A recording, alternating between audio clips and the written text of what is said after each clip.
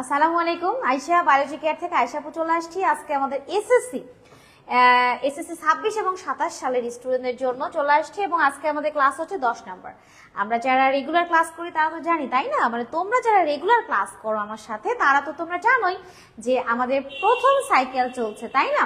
এবং এই সাইকেলে আমাদের প্রথম এবং দ্বিতীয় চ্যাপ্টার আছে এবং টোটাল আমাদের 18টা ক্লাস আছে, যার মধ্যে আজকে হচ্ছে 10ম ক্লাস, 10 নাম্বার ক্লাস, ঠিক আছে? এবং এই 10 নাম্বার ক্লাস আজকে যে ক্লাসগুলো আমরা মানে আজকে ক্লাসে যে টপিকগুলো আমরা রেখেছি, টপিকগুলো কিন্তু ভীষণ মানে ইন্টারেস্টিং টপিক এবং এগুলো ছোট ছোট করে তোমাদের জন্য পরীক্ষাতে আসবে। 2 নম্বরের জন্য, 1 নম্বরের জন্য, এমসিকিউ অনেক বেশি গুরুত্বপূর্ণ। তাহলে মনোযোগ সহকারে ক্লাসটা করতে হবে, কারণ আমাদের এমসিকিউ তো কমন পেলেই একেবারে বুঝতেই পারছো, মানে এটা আর কোনো ইয়ে নাই, জাস্ট কমন পাবো, আমি সেকেন্ডের মধ্যে উত্তরটা দিয়ে দিব। তাহলে এই টপিকগুলো খুব ইম্পর্টেন্ট এবং আজকের টপিকগুলো হচ্ছে গলগি বডি, তারপর এন্ডোপ্লাজমিক রেটিকুলাম, কোষ গহ্বর, লাইসোজোম, এই টপিকগুলো নিয়ে আজকে আমরা কথাবার্তা বলবো ইনশাআল্লাহ। তাহলে আমাদের ফার্স্ট টপিকে আমরা চলে আসি। আমাদের ফার্স্ট টপিকটা হচ্ছে গলগি বডি। এই মুহূর্তে তোমরা যারা আমার ক্লাসটা করছো অবশ্যই ক্লাসটা ভালো লাগবে, মনোযোগ সহকারে করলে ইনশাআল্লাহ ভালো লাগবে। যদি তুমি আমার ক্লাসটা একদম A to Z করো, অবশ্যই ক্লাসটা একটু শেয়ার করবে, তাহলে তোমার ফ্রেন্ডরা ক্লাসটা দেখার সুযোগ পাবে। তাহলে আমরা এই যে দেখতে পাচ্ছি, দেখছো, এই জিনিসটা হচ্ছে আমাদের গলগি বডি। আমি টপিকগুলো খুব সুন্দর করে সহজ করে তোমাদেরকে বুঝাই দিব যেন তোমরা A to Z বুঝতে পারো। ওকে, একটু মনোযোগী হতে হবে। তাহলে এই দেখো, এটা আমরা হচ্ছে গলগি বডি দেখতে পাচ্ছি একটা কোষের মধ্যে, এটা হচ্ছে গলগি বডি। এটা কিন্তু শুধুই গলগি বডির পিকচার, কারণ আমাদের হিরোকে গলগি বডি, তাই এখানে আমরা শুধু হিরোটাকে হাইলাইট করছি, আমরা শুধু গলগি বডিটাকে হাইলাইট করছি। ওকে, তো এই যে গলগি বডি তার বিভিন্ন অংশ নিয়ে এখানে হাজির হয়ে গেছে, মানে আমরা এখানে গলগি বডির বিভিন্ন অংশ দেখতে পাচ্ছি। তোমরা নিশ্চয়ই বুঝতে পারছো এগুলো হচ্ছে গলগি বডির বিভিন্ন অংশ। তো এখন প্রশ্ন হচ্ছে, এই গলগি বডিটা আসলে কি জিনিস? আমরা এখন গলগি বডির একটা চমৎকার সংজ্ঞা পড়ব। দেখো, একটু ভালো করে খেয়াল করে দেখো, এইখানে আমরা কিন্তু একটা কোষ দেখতে পাচ্ছি, তাই না? এখানে একটা আমরা কোষ দেখতে পাচ্ছি এবং যারা ভিডিওটি দেখছো অবশ্যই একটু সালাম, হাই, হ্যালো এগুলো একটু দিবা, একটু লাইক করবা এবং কাইন্ডলি ভিডিওটা শেয়ার করবা। দেখো তোমার মোবাইলের ডান পাশে শেয়ার অপশন আছে, টুক করে একটা চাপ দিয়ে দিবে, তোমার ভিডিওটা মানে জাস্ট শেয়ার হয়ে যাবে। জাস্ট আমি শিক্ষাগুরু হিসেবে তোমার কাছে এইটুকুই বলতে চাই, ভিডিওটা শেয়ার করো, তোমার ফ্রেন্ডরা দেখুক, তারা উপকৃত হোক, এতে তুমিও সওয়াব পাবা, আমিও সওয়াব পাবো, ঠিক আছে? তাহলে ভিডিওটা অবশ্যই একটু শেয়ার করতে হবে সোনারা। তো এই যে আমরা একটা কোষ দেখতে পাচ্ছি এবং এটা হচ্ছে আমাদের কোষের একটা নিউক্লিয়াস। খুব সুন্দর করে মনোযোগ সহকারে খেয়াল করবা কিন্তু, এবং যদি কোনো প্রশ্ন থাকে আমাকে অবশ্যই প্রশ্ন জিজ্ঞাসা করবা, আমি কমেন্ট চেক করে রিপ্লাই দিয়ে দিব ইনশাআল্লাহ। দেখো, এই যে আমরা যে জিনিসটা দেখতে পাচ্ছি না, এইটা হচ্ছে আমাদের নিউক্লিয়াস এবং নিউক্লিয়াসের খুব কাছাকাছি, দেখছো, এই যে নিউক্লিয়াসের ভীষণ কাছাকাছি আমরা যে জিনিসটা দেখতে পাচ্ছি, এই যে সবুজ কালারের, এই জিনিসটাই হচ্ছে সেই জিনিস। কোন জিনিস? Golgi body. এবং এই যে গলগি বডি, এই গলগি বডিটা কেমন জানো? অ্যাকচুয়ালি এই গলগি বডিটার যে অংশগুলো দেখতে, কোনোটা একেবারে লাড্ডুর মতন, গোল গোল লাড্ডুর মতন ফোসকা, ভ্যাসিকল ভ্যাকিউল যেহেতু রয়েছে, তারপরে গোল গোল ফোসকার মতন। হ্যাঁ, আমরা মোয়া খাই না, ওই যে মোয়া নাড়ু টরু খাই, ঠিক সেরকম গোল গোল দেখা যাচ্ছে। এবং আরেকটা জিনিস হচ্ছে, ছবিটা আমি দিতে পারতাম দেখানোর জন্য, বাট অনেক সময় গার্জিয়ানরা আমার ভিডিও দেখে, তো এই জন্য আমি দিলাম না। আরেকটা ভিডিওর কথা বলছি, যেটা মানে লাড্ডুর ভিডিওর কথা বলছি না, সেটা হচ্ছে এই যে দেখো, এই যে গলগি বডিতে আমরা যে জিনিসটা দেখতে পাচ্ছি না, এই জিনিসটা দেখো, এই জিনিসটা, এই যে এগুলো হচ্ছে আমাদের অ্যাকচুয়ালি চ্যাপ্টা চৌবাচ্চার মতন। এই যে বাথটাব আছে না, বাথটাব যার মধ্যে গোসল করে, আমি আরো সহজ করে বলে দিই, মানে মানে বিভিন্ন সাবানের অ্যাড করে বিভিন্ন নায়িকারা, শুয়ে শুয়ে অ্যাড করছে, লাক্স সাবান, স্যান্ডেলিনা থাকে না, তো ঠিক ওইটাই কিন্তু। হ্যাঁ, বাথটাবের মতো, চৌবাচ্চার মতনই দেখতে এবং ভেতরটা ফাঁকা। কেন ফাঁকা? এর ভেতরে বিভিন্ন রস থাকে, তো কারণ রসের মধ্যে বিভিন্ন এনজাইম থাকে, এই জন্য তো ফাঁকা। ভেতরে রস থাকতে হবে, এনজাইম থাকতে হবে। এবং এগুলো দেখতে হচ্ছে চৌবাচ্চার মতো, এবং একটার সাথে আরেকটা সুন্দরভাবে যুক্ত থাকে, পাশাপাশি সমান্তরালে যুক্ত থাকে। তো এই পুরো সেটআপটাই হচ্ছে গলগি বডি। তাহলে গলগি বডির আমরা কি সংজ্ঞা দিতে পারি বলতো? নিউক্লিয়াসের খুব কাছাকাছি অবস্থিত, দেখতে চৌবাচ্চার মতন থলে বা ফুসকার মতন অংশটি, এটাকেই আমরা কি বলছি? গলগি বডি বলছি। তাহলে ফার্স্টে তোমাকে গলগি বডির একটা চমৎকার সংজ্ঞা জানতে হবে। গলগি বডি কিন্তু নিউক্লিয়াসের সাথে লেগে থাকে না, নিউক্লিয়াসের কাছাকাছি থাকে, হ্যাঁ, এবং এটা দেখতে লম্বা চ্যাপ্টা চৌবাচ্চার মতন এবং ফোসকার মতন অংশ, এবং এইটা কিন্তু কোষের খুবই গুরুত্বপূর্ণ অংশ। এটার কাজ কি আমরা একটু পরে পড়বো, তাহলে এটার গুরুত্ব বুঝতে পারবো। তাহলে গলগি বডি নিয়ে আশা করছি তোমাদের সংজ্ঞা বা গলগি বডিটা আসলে কি এটা নিয়ে আশা করছি কোনো কনফিউশন নেই। এখন গলগি বডির যদি সংজ্ঞা নিয়ে কোনো প্রবলেম না থাকে, দেখো আমি তোমাদের জন্য সুন্দর করে সংজ্ঞাটা সাজিয়ে ফেলেছি। কোষের নিউক্লিয়াসের কাছাকাছি অবস্থিত চৌবাচ্চার মতন থলের মতন অংশকে আমরা কি বলছি? Golgi body. তাহলে গলগি বডির এই চমৎকার সংজ্ঞাটা তুমি এখনই মুখস্থ করে ফেলো। এবং গলগি বডির আবিষ্কারক, এটা কিন্তু আমাদের এমসিকিউ এর জন্য, হ্যাঁ, ইন্টারে যখন যাবে তখন তুমি অনেক কিছু জানতে পারবে। আমি যেহেতু ইন্টার পড়াই, সো আমি চেষ্টা করেছি যে তোমাদের একটু মানে এক্সট্রা হালকা কিছু টাস্ক দেওয়ার, যেন তোমরা ইন্টারভিউতে খুব ইজিলি এগুলোকে হ্যাঁ মানে পড়তে পারো, মনে রাখতে পারো, বুঝতে পারো। চমৎকার একজন ফেস দেখতে পাচ্ছি, একজন মানুষকে দেখতে পাচ্ছি, তোমার দিকে তাকায় আছে, দেখো ইনি হচ্ছেন ক্যামিলো গলগি, হ্যাঁ, এবং তিনি গলগি বডির আবিষ্কারক। এবং দেখো কি সুন্দর একটা নাম, ক্যামিলো গলগি, এবং এই গলগির সাথে মিল রেখে কিন্তু আমাদের টপিকটা নামকরণ করা হয়েছে গলগি বডি। তাহলে গলগি বডির আবিষ্কারক কে? আবিষ্কারক হচ্ছেন ক্যামিলো গলগি, হ্যাঁ, এবং তিনি প্যাঁচা বিড়ালের স্নায়ুকোষ নার্ভ কোষ থেকে, হ্যাঁ, স্নায়ুকোষ থেকে তিনি কি করেন? গলগি বডি আবিষ্কার করেছেন। তাহলে গলগি বডির আবিষ্কারক কে বলো তো দেখি? আমরা কি বলবো? Camilo Golgi. গলগি বডির আবিষ্কারক কে? Camilo Golgi. তাহলে এখন যদি ছোট্ট করে আমরা বলি গলগি বডির গঠনটা তুমি একটু বলো তো, বা ছোট্ট করে পরীক্ষাতে প্রশ্ন আসলো যে গলগি বডির মধ্যে তুমি কি কি অংশ দেখতে পাও, তাহলে আমরা কিভাবে পিকচারটা আঁকাবো এবং কিভাবে পড়বো সেই জিনিসটা আমি একটু তোমাদেরকে বুঝাই দিই, ঠিক আছে? গলগি বডির পিকচারটা আমরা আঁকাতে শুরু করলাম। খেয়াল করো, এই যে এগুলো হচ্ছে আমরা গলগি বডির অলরেডি আঁকাতে শুরু করেছি। এই যে এগুলো হচ্ছে গলগি বডির চ্যাপ্টা চ্যাপ্টা লম্বা লম্বা চৌবাচ্চার মতন যে অংশ, এইটাকে আমরা কি বলি? এইটাকে আমরা বলি সিস্টার্নি। তাহলে এইটাকে আমরা কি বলবো? সিস্টার্নি। তাহলে গলগি বডির এই অংশটা হচ্ছে সিস্টার্নি। তাহলে তুমি ছোট্ট করে একটা পয়েন্ট দিবা সিস্টার্নি, দেওয়ার পরে তুমি এই অংশটা উল্লেখ করবা যে সিস্টার্নিটা হচ্ছে লম্বা লম্বা চৌবাচ্চার মতন চ্যাপ্টা, এর পাশাপাশি অবস্থান করে, ভেতরটা ফাঁকা, এবং এর ভেতরে কি থাকে? বিভিন্ন এনজাইম থাকে, হ্যাঁ, এগুলোর ভেতরে বিভিন্ন এনজাইম থাকবে, এগুলোর মধ্যে বিভিন্ন এনজাইম থাকবে। আচ্ছা, লেখার সময় একটু এই যে এরকম হচ্ছে, কারণটা কি? কোনো সমস্যা? এরপরে দেখো, এই যে গলগি বডির সিস্টার্নিটা আমরা দেখে ফেললাম না, সিস্টার্নির পরে আমরা যে জিনিসটা দেখতে পাবো সেটা হচ্ছে কিছু ফোসকার মতন অংশ আমরা দেখতে পাবো। এই যে কিছু ফোসকার মতন অংশ আমরা দেখতে পাচ্ছি, এবং আরো কিছু ফোসকার মতন অংশ আমরা, ছোট ছোট ফোসকার মতন অংশ আমরা দেখতে পাবো। এই যে ফোসকার মতন যে অংশগুলো আমরা দেখতে পাচ্ছি, এখানে দুই ধরনের ফোসকা আছে, হ্যাঁ, ছোট ছোট যদি ফোসকা হয় তখন আমরা সেটাকে কি বলবো?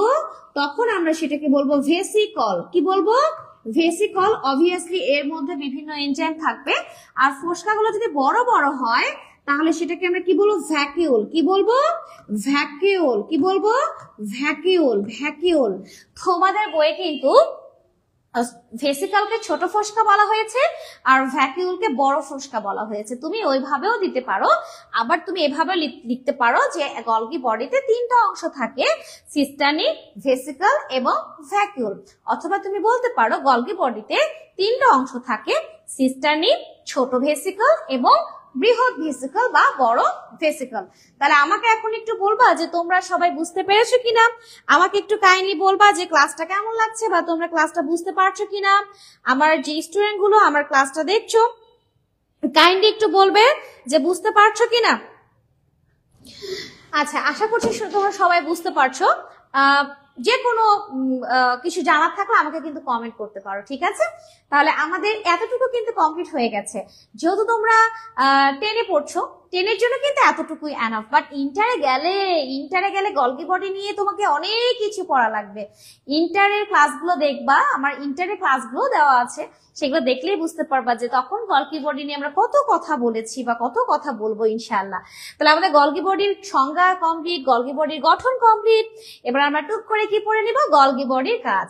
যে জিনিসটা সম্পর্কে এতটুকু তুমি জেনেছো, অবভিয়াসলি তার কাজটা তোমাকে জানতেই হবে, কারণ কাজটা না জানলে ইনকমপ্লিট হয়ে যাবে। আমরা বুঝবো কিভাবে যে গলগি বডি আসলে আমাদের কি কাজ করে, তাই না? তো গলগি বডি দেখো, ফার্স্ট কাজ দেওয়া হয়েছে লাইসোজোম তৈরি। তোমাদের বইয়ে কিন্তু না থাকলেও এটা লিখতে হবে, পয়েন্টটা খুবই ইম্পর্টেন্ট। গলগি বডি কি করে, লাইসোজোম তৈরি করে। লাইসোজোম নিয়ে আজকে আমরা পড়াশোনা করবো একটু পরে। তাহলে লাইসোজোম তৈরি করা কার কাজ, তখন আমরা কি বলবো, গলগি বডি। গলগি বডি এবং বিভিন্ন হরমোন নিঃসরণ করে। গলগি বডি কি করে, বিভিন্ন হরমোন নিঃসরণ। স্যার এই ধরনের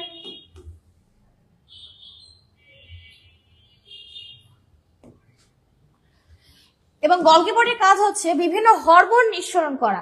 হরমোন বলতে তো বুঝোই যে গ্রন্থিগুলো তোমার নালী নাই কিন্তু বিভিন্ন রস ক্ষরণ করবে, এবং ওই ক্ষরিত রসগুলো কি হয় জানো, এক জায়গা থেকে আরেকটা জায়গাতে পরিবাহিত হয়। যেমন এখান থেকে রস ক্ষরিত হয়েছে, আমার পায়ের পাতার মধ্যে চলে গেছে, ওকে, হাতে চলে গেছে। কার মাধ্যমে পরিবাহিত হয়েছে, রক্ত অথবা লসিকা বা রক্তের মাধ্যমে। তখন আমরা সেই রসগুলোকে আমরা কি বলবো, হরমোন। যেমন এই হরমোন ক্ষরণ করে কারা, পিটিউটারি গ্ল্যান্ড, তারপর তোমার কি আছে, শুক্রাশয়, ডিম্বাশয়, ঠিক আছে, এই বিষয়গুলো এগুলো পড়তে হবে। থাইরয়েড গ্ল্যান্ড, ঠিক আছে। বিভিন্ন বিপাকীয় কাজে সাহায্য করে। বিপাকীয় কাজ মানে দেহের ভিতরে যে বিভিন্ন ক্রিয়া বিক্রিয়ার ফলে বিভিন্ন উপাদান তৈরি করতে এই গলগি বডি কি করছে, হেল্প করছে, অথবা বিভিন্ন উপাদান ভেঙে ফেলতে গলগি বডি কি করে, হেল্প করে। কখনো কখনো গলগি বডি প্রোটিন সঞ্চয় করে, মানে গলগি বডির যে থলেগুলো আছে, ভেসিকল ভ্যাকিউল, তার মধ্যে কিন্তু অবভিয়াসলি অনেক প্রোটিন থাকে, এবং ওই প্রোটিনের মধ্যে অনেক প্রোটিন কি করে, এনজাইম হিসেবে কাজ করে, ঠিক আছে। তাহলে গলগি বডি কখনো কখনো প্রোটিন সঞ্চয় করে, এবং সেই প্রোটিনগুলো কিন্তু এনজাইম হিসেবে কাজ করে। এবং প্রয়োজনে কি করে জানো, প্রয়োজনে এই যে প্রোটিনগুলো দেখতে পাচ্ছ না, এই প্রোটিনগুলো কোষের বিভিন্ন জায়গাতে গিয়ে বিভিন্ন রকম কাজ করতে কি করে, সাহায্য করে। যেমন এখানে আমরা একটা পিকচার দেখতে পাচ্ছি, এই যে গলগি বডি থেকে যে ভেসিকল ভ্যাকুল গুলো তৈরি হয়েছে, এর মধ্যে কিন্তু বিভিন্ন এনজাইম আছে, ঠিক আছে। এবং এই দেখো, এই ভেসিকল ভ্যাকুল কোথায় চলে গেল, এটা হচ্ছে প্লাজমা মেমব্রেনের কাছে চলে গেছে, এবং দেখো প্লাজমা মেমব্রেনের কাছে চলে গিয়ে এটা ফিউজড হয়ে গেছে, ফেটে গেছে, এবং এই প্রোটিনগুলোকে বাইরে পাঠিয়ে দিচ্ছে। তার মানে এরা প্রয়োজনে কি করে জানো, যেমন দেখো এই যে ভেসিকল ভ্যাকুল গুলো আছে, তারা কি করতে পারে, মাইটোকন্ড্রিয়ার কাছে যেতে পারে, যে মাইটোকন্ড্রিয়াকে গিয়ে সেখানে তার প্রয়োজনীয় প্রোটিন সাপ্লাই করছে, ক্লোরোপ্লাস্টের কাছে গিয়ে প্রয়োজনীয় প্রোটিন সাপ্লাই করছে, বা অন্যান্য অংশকে গিয়ে প্রয়োজনীয় প্রোটিন সাপ্লাই করছে, লিপিড সাপ্লাই করছে, হ্যাঁ। এবং শুধু কোষের ভেতরেই কিন্তু বিভিন্ন উপাদান পরিবহন করে না, এরা কি করে, কোষের বাহিরেও বিভিন্ন উপাদানগুলোকে পাঠায় দেয় অন্য কোষের জন্য। তাহলে দেখো এরা কি করে, কোষের মধ্যে উৎপাদিত দ্রব্যাদি পরিবহন করে। এন্ডোপ্লাজমিক রেটিকুলাম এবং গলগি বডি উভয় মিলেই কিন্তু এই কাজটা করে থাকে, দুটোই ভীষণ গুরুত্বপূর্ণ ভূমিকা পালন করে। এবং আরেকটা পয়েন্ট আছে, সেটা হচ্ছে কোষ প্লেট তৈরি করতে সাহায্য করে। কোষ প্লেট কি জিনিস তোমরা আমাকে বলতে পারবা? দেখো এই যে টেলোফেজ পর্যায়ে, মাইটোসিস কোষ বিভাজনের টেলোফেজ পর্যায়ে আমরা দেখতে পাবো যে দুই পাশে দুইটা নিউক্লিয়াস চলে গেছে, কোষটা বেশ লম্বাটে হয়েছে, কারণ এখন কি হবে, এখন কোষটা বিভাজন করবে, সাইটোকাইনেসিস হবে, এবং কোষ দুইটা আলাদা হয়ে যাবে, কোষ প্রাচীর তৈরি হবে। তো কোষ প্রাচীর তৈরি হওয়ার আগে কি হয় জানো, এই যে এই অঞ্চলটা হচ্ছে বিষুবীয় অঞ্চল, এই অঞ্চলে প্রথমে একটা কি তৈরি হয়, প্লেট তৈরি হয়, যেটাকে বলা হয় কোষ প্লেট, এবং তারপরে সেখান থেকে কোষ প্রাচীর তৈরি হয়। তো এই যে কোষ প্লেট, এই কোষ প্লেটটা তৈরি করতে কিন্তু এন্ডোপ্লাজমিক রেটিকুলামও হেল্প করে, আবার গলগি বডিও হেল্প করে। তাহলে বুঝতে পারছো যে কোষ প্লেট বা কোষ প্রাচীর তৈরি করতে গলগি বডি যেমন হেল্প করে, এন্ডোপ্লাজমিক রেটিকুলামও হেল্প করে। এন্ডোপ্লাজমিক রেটিকুলাম নিয়ে আমরা একটু পরে কথা বলবো। তাহলে আমাদের কিন্তু অবশেষে গলগি বডি টপিকটা শেষ হয়ে গেছে। তাহলে গলগি বডি নিয়ে আশা করছি তোমরা সবাই বুঝতে পেরেছো। আমাকে এখন বলো যে গলগি বডি নিয়ে কেমন, তোমাদের কেমন লাগছে, গলগি বডি সব বুঝতে পেরেছো তো? তাহলে গলগি বডি থেকে আমরা গলগি বডির সংজ্ঞা পড়লাম, গলগি বডির আবিষ্কার কে করেছেন, ক্যামিলো গলগি, সেটা পড়লাম, গলগি বডিতে কি কি অংশ দেখতে পাওয়া যায়, 3টি অংশ সিস্টার্নি, ভেসিকল, ভ্যাকিউল, আমরা সেগুলো নিয়ে কথাবার্তা বললাম এবং গলগি বডির কাজও পড়ে ফেলেছি। এখন আমরা যে টপিকটা নিয়ে কথাবার্তা বলবো সেটা হচ্ছে এন্ডোপ্লাজমিক রেটিকুলাম। আমাকে একটু তোমরা বলবা যে এন্ডোপ্লাজমিক রেটিকুলাম নিয়ে তোমাদের চিন্তা ভাবনা কেমন, তোমরা এন্ডোপ্লাজমিক রেটিকুলামটা কেমন বুঝো। দেখো, এটা কিন্তু একটা কোষ আমরা দেখতে পাচ্ছি, আগের কোষটা দেখেও আমরা সংজ্ঞাটা পড়তে পারতাম, বাট এখানে আরেকটা কোষ আমরা রেখেছি। এই যে দেখো এই কোষটার এটা হচ্ছে একটা নিউক্লিয়াস, এটা হচ্ছে একটা নিউক্লিয়াস। একটু ভালো করে খেয়াল করে দেখো তো, এই যে নিউক্লিয়াস এই নিউক্লিয়াসের সাথে কিন্তু এই যে জিনিসটা আমরা দেখতে পাচ্ছি ইয়েলো কালার, অরেঞ্জ কালার, এইটাই হচ্ছে আমাদের এন্ডোপ্লাজমিক রেটিকুলাম। অ্যাকচুয়ালি ঘটনাটা কি জানো? ঘটনা হচ্ছে, আমি যদি তোমাদেরকে একটু দেখাই, সাপোজ এইটা হচ্ছে একটা কোষ, এটা হচ্ছে কোষের নিউক্লিয়াস, তাহলে আমাদের এন্ডোপ্লাজমিক রেটিকুলামটা কেমন হতে পারে? এই যে নিউক্লিয়াসের সাথে এরকম ভাবে জালের মতো লেগে থাকতে পারে, আবার তোমার সাইটোপ্লাজমও লেগে থাকতে পারে বা কোষঝিল্লির সাথেও লেগে থাকতে পারে। ভালো করে খেয়াল করো, কিন্তু গলগি বডি নিউক্লিয়াসের কাছাকাছি ছিল আর এইটা একেবারে নিউক্লিয়াসের সাথে লেগেই আছে, তার মানে দুইটার মধ্যে কিন্তু একটু পার্থক্য আছে, তাই না? আবার দুইটার মধ্যে অনেক মিলও আছে। তাহলে একেবারে নিউক্লিয়াসের সাথে লেগে থাকবে জালের মতন, অথবা সাইটোপ্লাজমের জালের মতন লেগে থাকতে পারে, অথবা দেখো কোষ ঝিল্লি এটার সাথেও লেগে থাকতে পারে। কিন্তু একটা কথা সব সময় মাথায় রাখতে হবে, কিসের মতন দেখতে? অবশ্যই জালের মতন দেখতে। এই যে reticulum, actually endoplasmic reticulum, endo মানে হচ্ছে ভেতরে, প্লাজমিক মানে সাইটোপ্লাজম, রেটিকুলাম মানে হচ্ছে জালিকা। তাহলে সাইটোপ্লাজমের মধ্যে জালের মতন যে অংশটি অবস্থান করে সেটাকে আমরা কি বলবো? Endoplasmic reticulum. এই এন্ডোপ্লাজমিক রেটিকুলামটা সাইটোপ্লাজমও জালের মতন ছড়িয়ে থাকতে পারে, অথবা কোষঝিল্লির সাথেও লেগে থাকতে পারে, অথবা নিউক্লিয়ার মেমব্রেনের গায়ের সাথেও লেগে থাকতে পারে।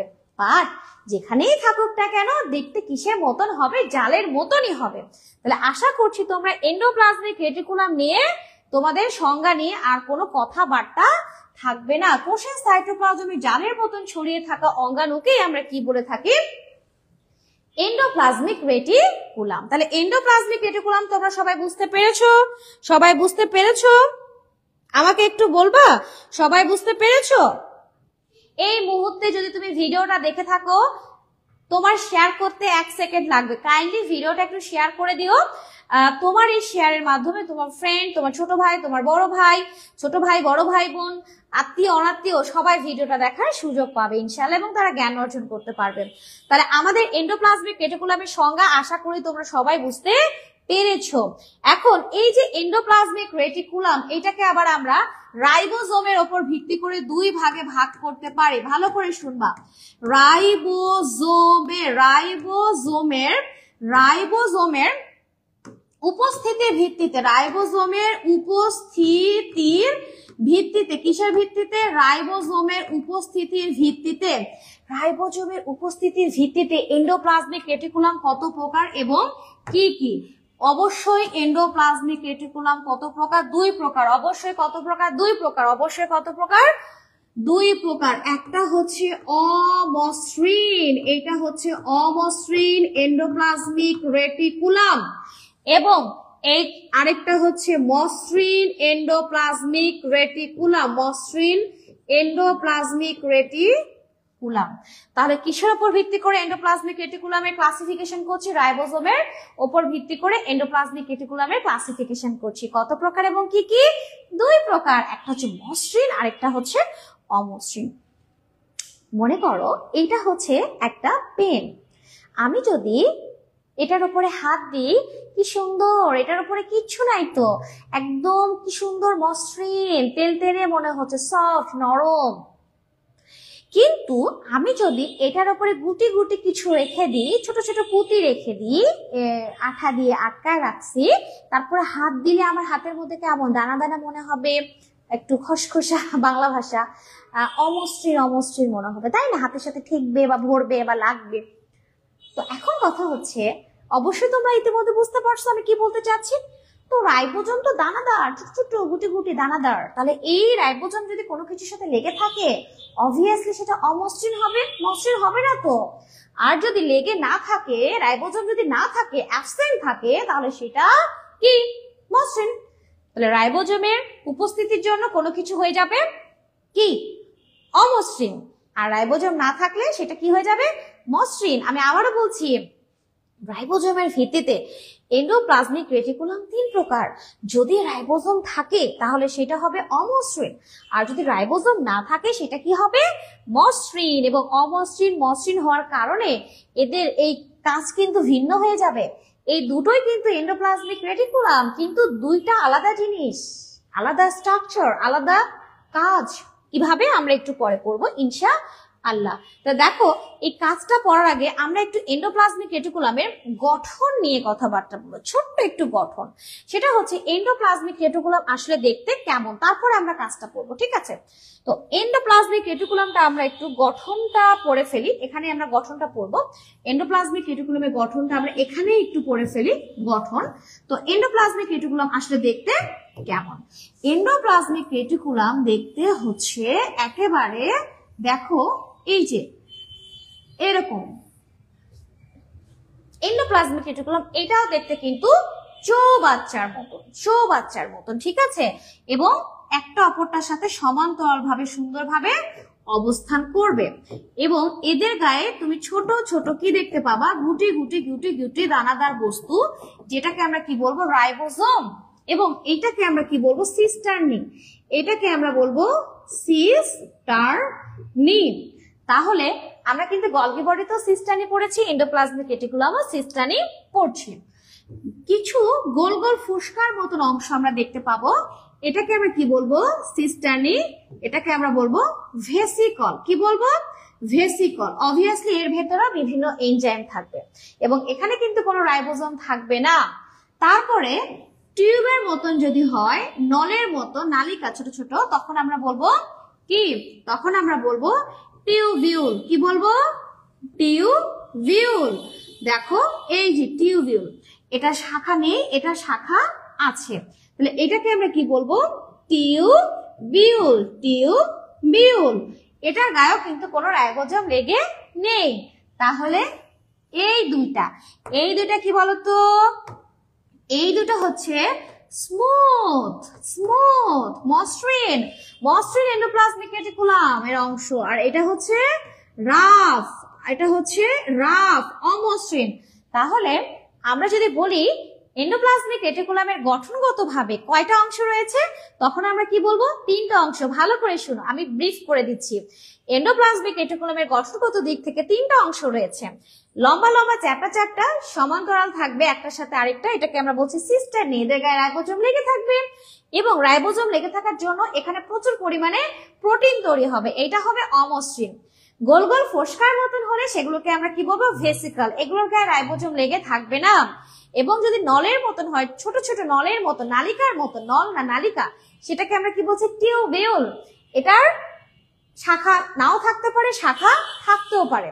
এই দুটোর গায়ে কিন্তু কোনো রাইবোজোম নেই, তার মানে এরা প্রোটিন তৈরি করবে না, এরা তৈরি করবে লিপিড এবং কি কার্বোহাইড্রেট। তাহলে এন্ডোপ্লাজমিক রেটিকুলাম কাকে বলা হয়, জালের মতন যে অংশটা সাইটোপ্লাজমে ছড়িয়ে থাকে বা নিউক্লিয়াসের সাথে লেগে থাকে, তাকে আমরা এন্ডোপ্লাজমিক রেটিকুলাম বলছি। এটা 2 প্রকার, মসৃণ এবং অমসৃণ। রাইবোজোম থাকলে হবে অমসৃণ, না থাকলে হবে মসৃণ। এবং এন্ডোপ্লাজমিক রেটিকুলামের কাজ কি, প্রোটিন তৈরি করা।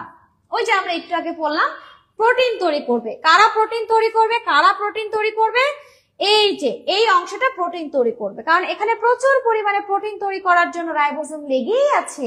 রাইবোজোম যেখানেই থাকবে তার কাজ হচ্ছে ওই কাজ করা, সে যে কাজটা পারে, ঠিক আছে? যেমন আমি পড়াই, তো আমি যেখানে যাই সবাই কেন জানে আমাকে বলে এই টপিকটা একটু বুঝায় দেন, এই টপিকটা একটু বুঝায় দাও, মানে আমি তো টিচার, সবাই জানে, এই কারণে।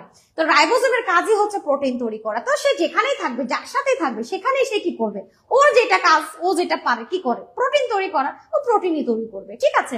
তাহলে আশা করি বুঝতে পেরেছো অমসৃণ এন্ডোপ্লাজমিক রেটিকুলাম কি করে, প্রোটিন তৈরি করে, কারণ প্রোটিন তৈরি করার জন্য সেখানে কি আছে, রাইবোজোম আছে।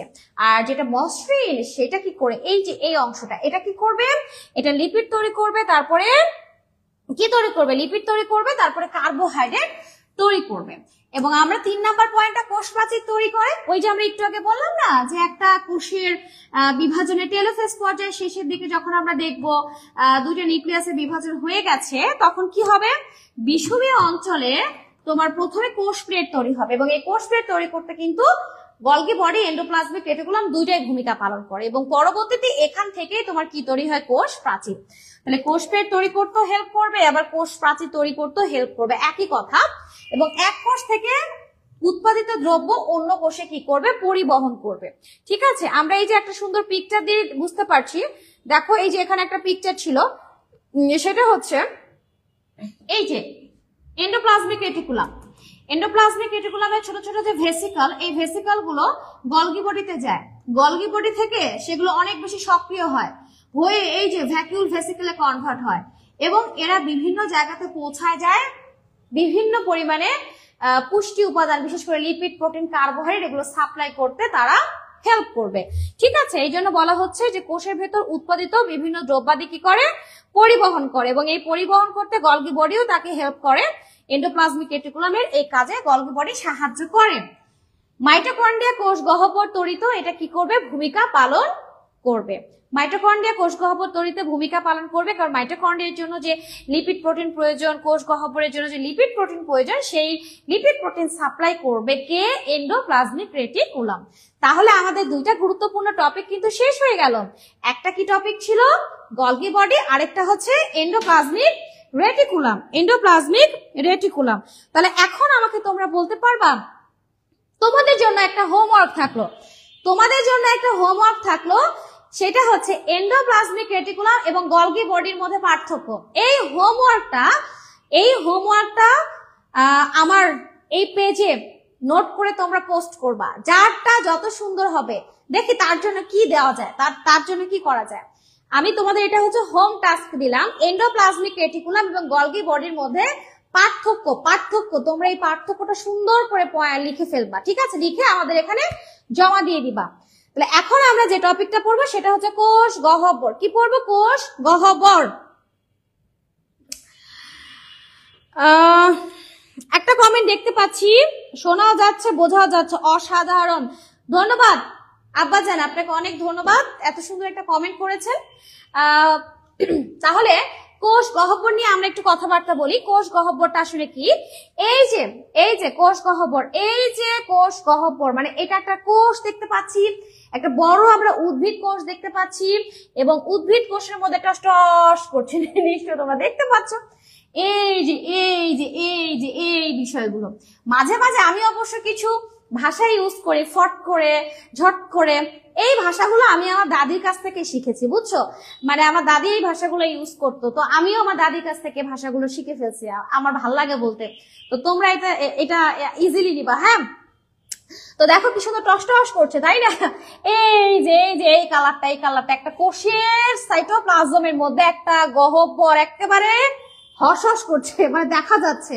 তো এই যে বিষয়টা আমরা খালি চোখে দেখতে পাচ্ছি, কোথায় দেখতে পাচ্ছি? সাইটোপ্লাজমের মধ্যে। এই অংশটাই হচ্ছে কোষ গহ্বর। কোষের মধ্যে যে ফাঁকা জায়গা থাকবে সাইটোপ্লাজমের মধ্যে, ওইটাই হচ্ছে কোষ গহ্বর। তুমি আমি খুব সুন্দর করে কোষ গহ্বরটা দেখতে পাচ্ছি, যেহেতু এটা উদ্ভিদ কোষ এবং এই কোষটা ম্যাচিউর হয়ে গেছে, এই জন্য কোষ গহ্বরটা আকারে কি একেবারে বিশাল বড় মনে হচ্ছে। এবং একটা উদ্ভিদ কোষের সাইটোপ্লাজমীয় বিভিন্ন অঙ্গাণুর মধ্যে সবচেয়ে বড় অঙ্গাণু কিন্তু হচ্ছে আমাদের এই কোষ গহ্বর। ঠিক আছে, তাহলে এখন আমরা কোষ গহ্বর নিয়ে একটু টুকটাক করে কথাবার্তা বলে ফেলি। তাহলে কোষ গহ্বরের সংজ্ঞা নিশ্চয়ই তোমরা বুঝতে পেরেছো। সংজ্ঞাটা আমরা কি বলবো?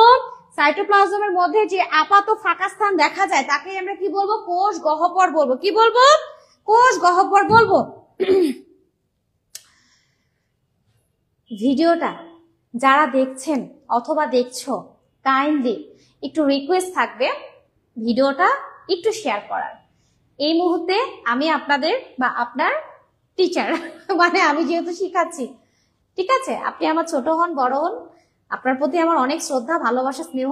কাইন্ডলি ভিডিওটা আপনার চোখের সামনে পড়লে বা তোমার চোখের সামনে পড়লে একটু শেয়ার করবেন, একটু শেয়ার করবে। কারণ এই ভিডিওটা যদি শেয়ার করা হয় তাহলে কিন্তু আর দুই একটা মানুষ দেখার সুযোগ পাবে।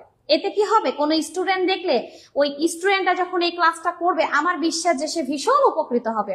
আর সে যদি উপকৃত হয় তাহলে এটা কিন্তু আমি যেমন ক্লাস নিচ্ছি তুমিও শেয়ার করছো, তার মানে তুমিও কিন্তু তার উপকার করছো। আর উপকার করলে তো বুঝতেই পারছো। হ্যাঁ, আশা করছি ভিডিওটা অবশ্যই একটু শেয়ার করো। শেয়ার করতে কিচ্ছু লাগবে না রে সোনা, জাস্ট নিচে যে একটু শেয়ারে চাপ মেরে দাও, শেয়ার হয়ে যাবে, ঠিক আছে? তাহলে দেখো সাইটোপ্লাজমের মধ্যে যে ফাঁকা স্থান দেখা যায় তাকে আমরা কি বলবো, কোষ গহ্বর বলবো। তাকে আমরা কি বলবো, কোষ গহ্বর বলবো। তাহলে এই যে কোষ গহ্বর, এইটা নিয়ে দুইটা কথা বলবো, দুইটা এই কথাগুলো একটু শুনতে হবে কারণ এটা এমসিকিউ এর জন্য অনেক ইম্পর্টেন্ট, ঠিক আছে? তো মনে করো আমি এখানে একটা কোষ আঁকিয়েছি, এইখানে আরেকটা কোষ আঁকিয়েছি। অবভিয়াসলি তোমরা দেখেই বুঝতে পারছো একটা ছোট আঁকিয়েছি একটা বড় আঁকিয়েছি। এই কোষটা মনে করে ছোট, অপরিণত, বুঝছো, অপরিণত। তো এই অপরিণত কোষের মধ্যে তেমন আসলে ছোট ছোট যে কোষ, অপরিণত কোষ, এটার মধ্যে অনেক বেশি বিপাক ক্রিয়া হয় না, বা এদের মধ্যে বিপাক ক্রিয়া বলতে অনেক বেশি যে খাবার উৎপাদন হওয়া বা অতিরিক্ত বর্জ্য পদার্থ বা ক্রিয়া বিক্রিয়ার ফলে অনেক উপাদান তৈরি হয় সেগুলো কিন্তু অতটা জমা মানে তৈরি হয় না। তাই জমা রাখার জন্য অত বড় কি লাগে না, অত বড় তোমার হচ্ছে গহ্বর লাগে না, ঠিক আছে? এই জন্য যদি কোষটা হয় অপরিণত বা ছোট, এই কোষটা যদি হয় অপরিণত বা ছোট, তখন এখানে ছোট ছোট কিছু গহ্বর থাকে, বুঝছো? গহ্বর গুলো ছোট ছোট হয়, ভালো করে শুনবা। গহ্বর গুলো ছোট ছোট হবে এবং আকারে ছোট এবং সংখ্যায় বেশি, বুঝছো? এবং দেখা যাচ্ছে কোষ যখন ম্যাচিউর হয়ে যাবে, অ্যাডাল্ট হয়ে যাবে, পরিণত হয়ে যাবে, তখন কি হয়, এর মধ্যে অনেক ধরনের ক্রিয়া বিক্রিয়া হয়, অনেক lipid, protein, carbohydrate, enzyme, hormone, অতিরিক্ত পানি, অনেক কিছু তৈরি হয়। এবং তখন কি হয়, ওই গহ্বরগুলো ধীরে ধীরে একসাথে যুক্ত হয়ে হয়ে ফিউজড হয়ে ধীরে ধীরে এর মধ্যে অনেক উপাদান স্টোর হতে হতে এইটার আকার কি হয়ে যায়, বড় হয়ে যায়। এটার আকার কি হয়ে যায়, বড় হয়ে যায়। অন্য কালি দিয়ে আঁকাই দেখা, এই যে বড় হয়ে গেল। তাহলে এই যে অপরিণত কোষে সংখ্যায় বেশি, আকারে ছোট, পরিণত কোষে সংখ্যায় একটি, মাইন্ডেড একটি, এবং আকারে কিন্তু বড়। মনে করো তুমি অনেক ধনী মানুষ, তোমার অনেক মানে অনেক তোমার মানুষজন তোমার আন্ডারে আছে, তাদের খাবার টাবার তোমাকে দিতে হয়, অনেক কিছু করতে হয়। তো তোমার বাড়িতে বা বাসায় অবশ্যই বিশাল বড় বড় কিছু স্টোর রুম থাকবে যেখানে তুমি অনেক খাবার মজুত করে রাখবা বা অনেক কিছু জমা রাখবা। আর আরেকজন আছে যার একটাই রুম, দুই তিনজন মানুষ দিন আনে দিন খায়, তার ঘরে ছোট ছোট হাঁড়ি পাতিল থাকবে, এই একটার মধ্যে পেঁয়াজ, একটার মধ্যে রসুন, একটার মধ্যে টুক করে দুই একটা পিস আদা, একটু বয়ামের মধ্যে একটু কি বলবো ডাল, আরেকটা ছোট্ট পাতিলের মধ্যে চাল। বুঝতে পারছো না বিষয়টা? তাহলে ঘটনা কিন্তু ওই যে ওইটা বোঝা গেছে নিশ্চয়ই আমার কথা। তাহলে একটা হচ্ছে সে অপরিণত কোষের মতন ছোট ছোট ছোট ছোট গহ্বর থাকবে, আকারে ছোট ছোট, সংখ্যা বেশি। আর আরেকটা হচ্ছে বড় গহ্বর এবং সংখ্যা একটা। বুঝতে পারছো? তো এখন এই যে কোষ গহ্বর, এই কোষ গহ্বরের এই যে প্রাচীরটা তৈরি করছে, কোষ গহ্বরের প্রাচীর বলতে সরি, এটাকে আবরণ বলছি। এই যে সাইটোপ্লাজম আছে না, এই সাইটোপ্লাজম আছে না, এখান থেকে বিভিন্ন প্রোটিন চলে আসে, বুঝছো? প্রোটিন এসে এই গহ্বরের চারপাশে একটা পর্দা তৈরি করে ফেলে, এবং এই পর্দাটা হচ্ছে রাবারের মতন। রাবারের মতন কিসের মতন বলো দেখি? রাবারের মতন। এবং এই পর্দাটাকে বলা হয় টনোপ্লাস্ট। টনোপ্লাস্ট। রাবার দেখছো না, টাস করে চলে আসে, টান দিবা, ছেড়ে দিবা, টাস করে চলে আসবে। ইলাস্টিসিটি আছে, ইলাস্টিসিটি আছে। এইটাও ঠিক, পর্দাটা রাবারের মতন সংকুচিত প্রসারিত হতে পারে প্রয়োজনে। এবং এই যে ভাই কোষ গহ্বর, এটার মধ্যে কি থাকে?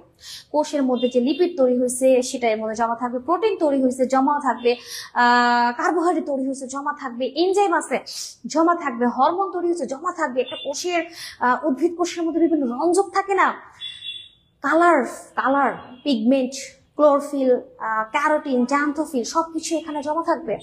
অতিরিক্ত পানি এর মধ্যে জমা থাকবে, বুঝতে পারছো? বা বিভিন্ন ক্রিয়া বিক্রিয়ার ফলে যে বর্জ্য পদার্থ, নির্জীব পদার্থগুলো তৈরি হয়, এগুলো কিন্তু এখানে জমা থাকবে। এটা একটা কোষের ভান্ডারের মতন এখানে অনেক কিছু জমা থাকবে। তাহলে আশা করছি তোমরা এটা সবকিছু বুঝতে পেরেছো। তাহলে কোষ গহ্বরকে সাইটোপ্লাজমের মধ্যে যে ফাঁকা স্থান দেখা যায় তাকে আমরা কি বলছি? কোষ গহ্বর। আমরা দেখতে পাচ্ছি অপরিণত কোষে এদের সংখ্যা বেশি, আকারে ছোট, পরিণত কোষে এদের সংখ্যা একটি, আকারে বড়, চারপাশের পর্দাকে বলা হবে টনোপ্লাস্ট পর্দা। অবশ্যই পয়েন্ট করে নাও, তোমাদের বই লেখা নাই, এবং এটা রাবারের মতন। যদি বলা হয় কোষ গহ্বরের কাজকে, অবভিয়াসলি কোষ রস ধারণ করে। কোষের যে রস সেটা এর মধ্যে থাকে, বিভিন্ন অজৈব লবণ বলো, আমিষ বলো, শর্করা বলো, চর্বি জাতীয় সবকিছু এর মধ্যে থাকবে। জৈব অ্যাসিড বলো, রঞ্জক বলো, হ্যাঁ, পানি বলো, বিভিন্ন হরমোন বলো, এনজাইম বলো, সবকিছু এর মধ্যে থাকবে। তাহলে তোমরা কি আমার কথাটা বুঝতে পেরেছো? তোমরা আমার কথা বুঝতে পেরেছো? এর মধ্যে কি কি থাকে? আমার কথা কি বোঝা যাচ্ছে? বোঝা যায় আমার কথা যে এর মধ্যে কি কি থাকে? এর মধ্যে কি কি থাকে? আমার কথাটা কি বুঝতে পেরেছো? এর মধ্যে কি কি থাকে যদি বলা হয় কোষ গহ্বরের কাজ? পারবে? অ্যান্সার করো প্লিজ, অ্যান্সার করো। পারবা? আশা করছি পারবা। তাহলে আমাদের কিন্তু 3টা টপিক শেষ এবং আমরা আমাদের লাস্ট টপিকে চলে যাব। আমি তোমাদের সাথে আর সর্বোচ্চ কতক্ষণ থাকবো? সর্বোচ্চ 5 মিনিট থাকবো, কারণ এরপরে আমাদের ইন্টারের ক্লাস শুরু হবে, ঠিক 9টা 5-এ শুরু করবো ইনশাআল্লাহ। ওকে, তাহলে এখন আমাদের ফিনিশিং টাচ। সে ফিনিশিংটা হচ্ছে আমাদের লাইসোজোম নিয়ে আমরা কথাবার্তা বলবো। আমরা কি নিয়ে কথাবার্তা বলবো? লাইসোজোম নিয়ে এখন আমরা কথাবার্তা বলবো।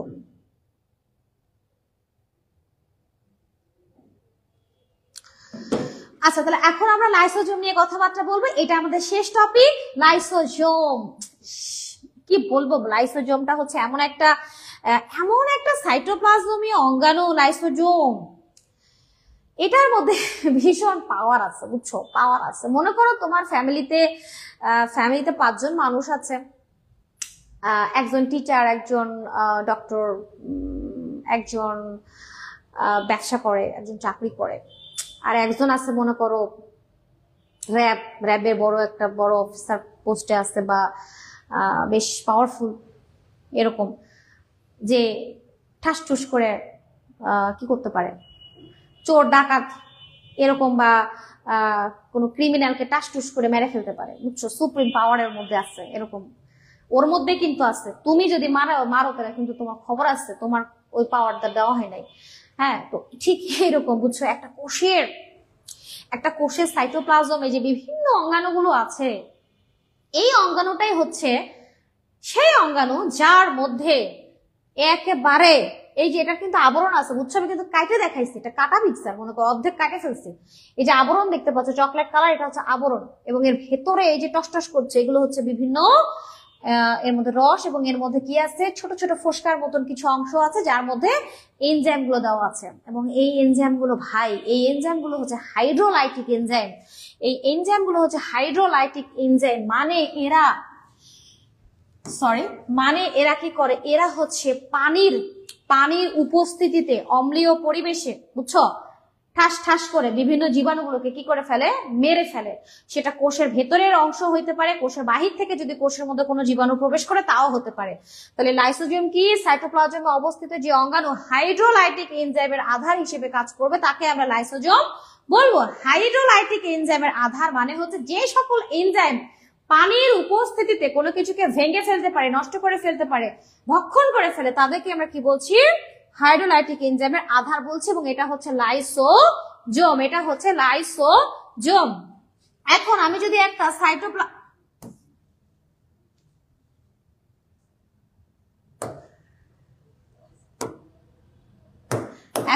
যদি একটা সাইটোপ্লাজমের কথা কল্পনা করি, এটা হচ্ছে একটা সাইটোপ্লাজম, এবং আমি যদি সাইটোপ্লাজমের মধ্যে এটাকে লাইসোজোম কল্পনা করি, ঠিক আছে?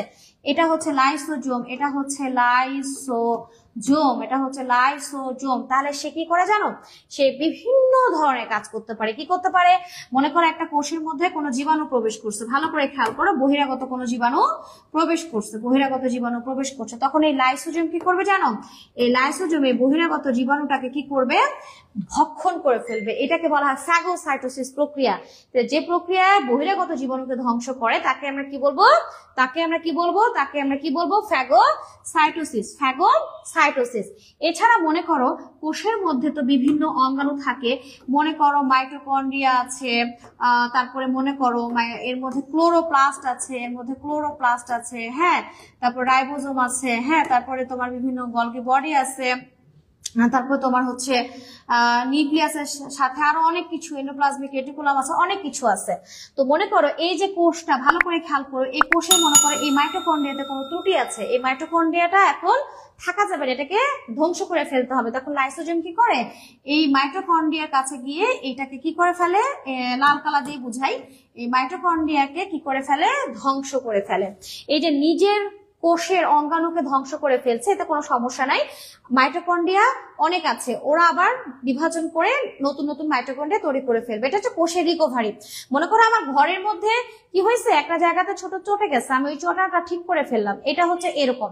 আর আমার মনে করো পুরো বিল্ডিংটাই নষ্ট হয়ে গেছে, যখন তখন প্রবলেম হতে পারে, তখন আমি যদি পুরো বিল্ডিংটাকে নষ্ট করে ফেলি তাহলে এটাকে আমরা অটোলাইসিস বলবো। মনে করো এই কোষটা হচ্ছে একেবারে কাজ করছে না, বা এই কোষটার বিভিন্ন অঙ্গাণু ঠিকঠাক কাজ করছে না বা নষ্ট হয়ে গেছে, বা এই কোষটা বেঁচে থাকলে আমাদের দেহের জন্য ক্ষতি, তখন লাইসোজোমের প্রাচীর ফেটে গিয়ে সে কি করে, সকল অঙ্গাণুগুলোকে ধ্বংস করে ফেলে এবং নিজের ধ্বংস হয়ে যায়, পুরো কোষটাকে ধ্বংস করে ফেলে। এইটাকে বলা হয় অটোলাইসিস। এইটাকে আমরা কি বলি, অটোলাইসিস। ভালো করে বুঝবা, এখানে তিনটা শব্দ আছে।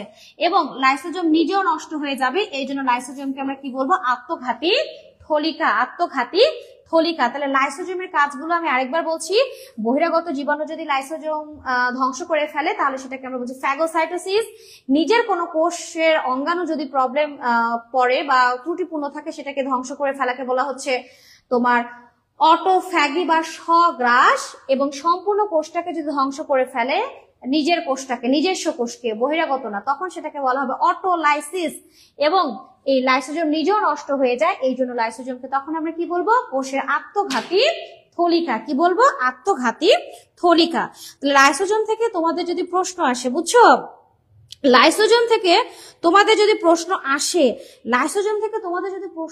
তাহলে কি প্রশ্ন আসবে জানো, যে লাইসোজোমের কাজ লিখো। আর গলগি বডি থেকে প্রশ্ন আসলে কি আসবে, যে গলগি বডির কাজ লিখো, এরকম প্রশ্ন আসতে পারে। অথবা এন্ডোপ্লাজমিক রেটিকুলাম গলগি বডির মধ্যে পার্থক্য লিখো, অথবা কোষ গহ্বরের কাজ লিখো, এরকম আসতে পারে। ঠিক আছে, এই ধরনের প্রশ্ন কিন্তু তোমাদের আসতে পারে। তাহলে আজকে এই পর্যন্তই। আমরা এই ক্লাসটা আমরা এখানে তো দেখতে পাবোই, আর পার্মানেন্ট ভাবে যদি দেখতে চাই তাহলে এই ক্লাসটা আমাদের আয়শা বায়োলজি পলাশ কেমিস্ট্রি ইউটিউব চ্যানেলে দিয়ে দেওয়া থাকবে। তোমরা যদি 26 সালের এসএসসি 26 সালের স্টুডেন্ট হও, প্লে লিস্টে চলে যাবে, এবং 27 সালের যদি এসএসসি স্টুডেন্ট হও, 27 সালের প্লে লিস্টে চলে যাবে। ওকে, এবং ওখানে ভিডিওগুলো সুন্দর করে তোমাদের জন্য দেওয়া থাকবে ইনশাআল্লাহ। ক্লাসগুলো করলে উপকৃত হবে। সামনের দিন মানে আগামী কালকেই, আজকের এই ক্লাসটা কিন্তু গতকালকের ক্লাস, মানে গতকালকে প্রবলেমের জন্য ক্লাস নিতে পারিনি, তো সেক্ষেত্রে আগামীকালকে আবারও ক্লাস আছে। হ্যাঁ, তো আগামীকালকে ঠিক 8টার সময় ক্লাসে হাজির হয়ে যাব। সেই পর্যন্ত অনেক অনেক ভালো থেকো। আল্লাহ হাফেজ।